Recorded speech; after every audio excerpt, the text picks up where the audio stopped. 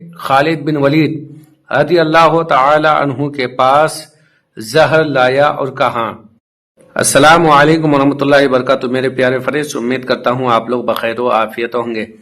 میرے پیارے فرینڈس، ابھی آپ لوگوں نے شروع میں صحیح سنا ہے کہ ایک شخص نے حضرت خالد بن ولید رضی اللہ تعالی عنہ کے پاس زہر لایا اور کہا کہ اے خالد بن ولید، آپ اس زہر کو پی لیں، اگر آپ صحیح سلامت رہیں تو ہم سمجھیں گے کہ آپ کا دین سچا ہے، آپ کا مذہب سچا ہے۔ چنانچہ حضرت خالد بن ولید رضی اللہ تعالی عنہ نے اس زہر کو پی لیا اور آپ اللہ رب العزت کے فضل و کرم سے صحیح سلامت رہے، یعنی آپ کو کچھ بھی اثر نہیں ہوا، جس کو دیکھ کر اس شخص نے جس نے زہر لایا تھا ایمان لے آیا۔ سبحان اللہ۔